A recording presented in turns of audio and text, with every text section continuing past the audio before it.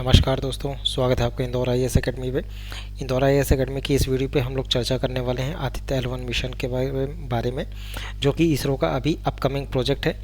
तो ये एक सोलर मिशन है जो कि पृथ्वी से लगभग 1.5 लाख किलोमीटर दूर की यात्रा करने वाला है आने वाले 4 महीने पे लॉन्चिंग डेट के बाद में। और ये यात्रा करके कहाँ जाएगा? ये पृथ्वी और सूरज के बीच में रहने वाला है। ये करेगा क्या, सबसे पहले ये समझते हैं। ये सूरज से निकलने वाले रेडिएशन और अन्य जो गतिविधियां होती रहती है, जैसे कि कभी कभी सोलर वॉर्म्स आते हैं, तो उन सब पे नज़र रखने वाला है। ये एक तरीके से इसको हम लोग कह सकते हैं कि आदित्य L1 मिशन ये भारत का पहला सोलर मिशन है। और इसको या तो ये कह सकते हैं first observatory class space based solar mission है। ठीक, ये यहाँ पर आप सैटेलाइट देख सकते हैं सामने ही, इसी को लॉन्च करने वाले हैं हम लोग।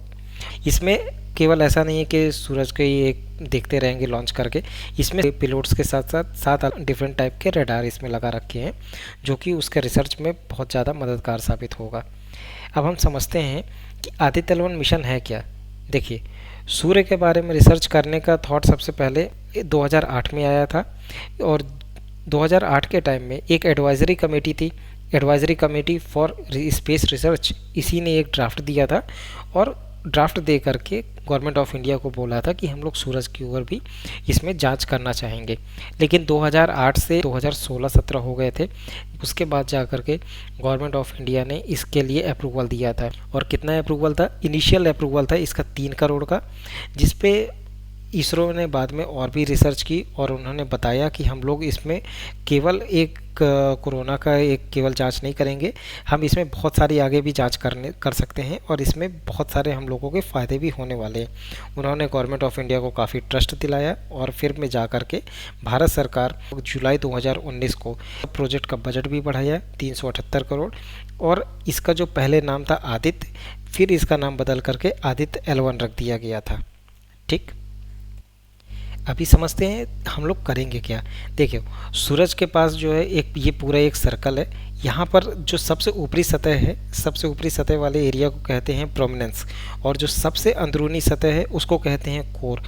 कोर का तापमान लगभग 1.5 करोड़ डिग्री सेल्सियस रहता है, जबकि फोटोस्फीयर का तापमान, इसको जिसको हम लोग फोटोस्फीयर या फिर प्रोमिनेंस वाले एरिया को भी कह सकते हो, वहाँ का तापमान 55,000 डिग्री सेल्सियस रहता है।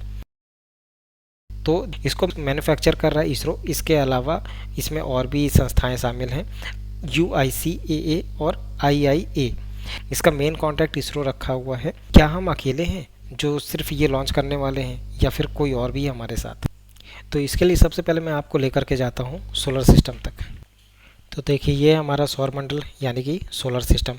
तो यहाँ पर है हमारी पृथ्वी, और पृथ्वी के पास यहाँ पर बहुत सारे ग्रह और सैटेलाइट्स घूम रहे हैं, आप जैसा कि यहाँ पर देख सकते हो। ठीक है, हम लोगों को अभी चलना है सबसे पहले सूरज की तरफ। अभी निकलते हैं यहाँ पर। तो देखिए, सूरज यहाँ पर, हम लोग यहाँ पर आने वाले हैं सूरज के इस वाले पॉइंट पे। ठीक, और इसके अलावा जैसा कि मैं बात कर रहा था, क्या हम लोग अकेले हैं जो यहाँ पर सिर्फ सोलर सिस्टम पे हैं? जी नहीं, हम लोगों के साथ साथ बहुत सारे जो है संस्थाएं ने अलग अलग रॉकेट लॉन्च किए हैं, पर हम लोग मेनली फोकस करेंगे पार्कर सोलर प्रोब के बारे में, जो US ने लॉन्च किया था सन 2018 पे। ये है पार्कर सोलर प्रोब। इसका फेस, ये फ्रंट एंड है जो कि सूरज की तरफ है। और ये पार्कर सोलर प्रोब भी सेम काम कर रहा है, कोरोना की ही रिसर्च कर रहा है पार्कर का वाला। और इसके अलावा पार्कर से पहले भी कई सारे और US ने लॉन्च भी किए थे। पार्कर के जैसे एक हबल टेलीस्कोप था। हबल टेलीस्कोप क्या कर रहा था?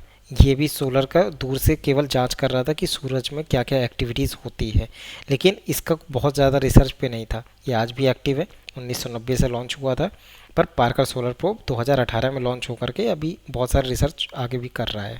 ठीक, तो हम लोग देखते हैं कि हमारे जो लॉन्चिंग स्टेशन है वो लॉन्च कब करने वाला है रॉकेट को। तो ये लॉन्च करेगा 2 सितंबर 2023 को। एक्सपेक्टेड डेट 6:20 की रखी गई है, आगे देखा जाएगा इसका रियल डेट क्या रहेगा। रॉकेट का नाम रहेगा PSLV XL, और ये लॉन्च करेंगे सतीश धवन स्पेस सेंटर से। ये लॉन्च होकर के जाएगा कहाँ? ये जाएगा सूरज और पृथ्वी के बीच में। कहाँ पर? ये एक लैग्रांजे पॉइंट है जो पृथ्वी से लगभग 1.5 लाख किलोमीटर की दूरी पे है। उस एरिया पे जा कर के ये लॉन्च होगा। क्या लैग्रेंज पॉइंट इकलौता पॉइंट है जहाँ पर हम लोग लॉन्च कर सकते हैं? और भी कुछ है, L1 L2 L3 बहुत सारे पॉइंट है। जी हाँ, पहले ये समझिए लैग्रेंज पॉइंट होता क्या है। लैग्रेंज पॉइंट एक ऐसी जगह है जहाँ पर पृथ्वी और सूर्य के बीच में जो ग्रेविटी है वो ख़त्म हो जाती है, तो ऐसा कह सकते हैं दोनों की ग्रेविटी न्यूट्रलाइज हो जाती है। यहाँ पर जहाँ से पृथ्वी की ग्रेविटी ख़त्म होगी वहीं से सूरज की ग्रेविटी शुरू हो जाती है। उन्हीं के बीच के पॉइंट्स को लैग्रेंज पॉइंट कहा जाता है। तो हमारे साइंटिस्ट ने इस तरीके से लगभग 5 लैग्रेंज पॉइंट्स फाइंड आउट किए हैं। L1 है, L2 है, L3 L4 और L5 है। L3 सूरज के पीछे का हिस्सा है और L2 पृथ्वी के पीछे का हिस्सा वाला पॉइंट है। हम लोग पृथ्वी और सूरज के बीच में जाएंगे L1 पॉइंट पे। ठीक, लैग्रेंज पॉइंट में एक फ़ायदा भी है। हम लोग लैग्रेंज पॉइंट से ऐसा नहीं है कि हम लोग और आगे नहीं जा सकते। पृथ्वी जो पार्कर सोलर है वो लैग्रेंज पॉइंट से बहुत आगे जा चुका है, लेकिन वो अपना काम अलग ज़्यादा फ्यूल यूज़ करके कर रहा है। हम लोग अगर L1 पॉइंट पे जाएंगे तो हम लोगों का कम बजट पे भी ज़्यादा अच्छे तरीके से काम हो सकता है। हम लोगों का सैटेलाइट बीच में ज़्यादा लाइफ तक जिएगा, उसका फ्यूल भी बढ़ेगा। सवाल ये उठता है क्या लैग्रेंज पॉइंट सूरज से जो है कोई इसमें इम्पैक्ट आएगा, कोई इसमें दिक्कत हो सकती है कि क्या हमारा सैटेलाइट बचा रहेगा इतनी गर्मी में?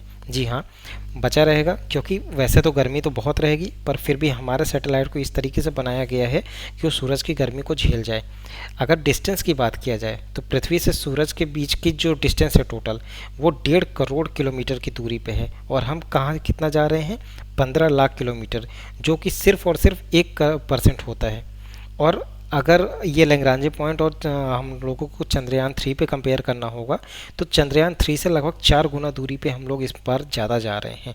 चंद्रमा में 1 महीने का टाइम लगा और लैग्रेंज पॉइंट पे जाने के लिए हम लोगों को 4 महीने का टाइम लगने वाला है। तो आई होप हमारा रॉकेट अच्छे से लॉन्च होगा। इसरो पे हमेशा की तरह एक बार फिर से हम भरोसा कर सकते हैं, वो सक्सेस होंगे।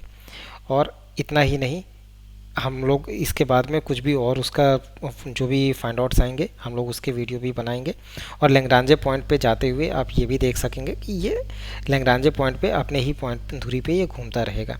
तो अभी से मैंने एक बार इसरो की ऑफिशियल साइट पे देखी थी, तो अभी से यहाँ पर बहुत सारे लोग, लगभग 265 लोगों ने इस पे वेटिंग करा है और ख़ुद इसरो ने लाइव इसकी लॉन्चिंग के लिए अपना टाइम सेट कर रखा है सुबह 11:20 का। आई होप हम सब लोग एक साथ जुड़ेंगे और फिर से एक प्राउड मोमेंट देखने की कोशिश करेंगे। तब तक के लिए आप सबसे रिक्वेस्ट है कि जो भी चैनल पे नए थे प्लीज़ सब्सक्राइब कीजिए और इस वीडियो को देखने के लिए अंत तक बहुत बहुत धन्यवाद। Have a nice day.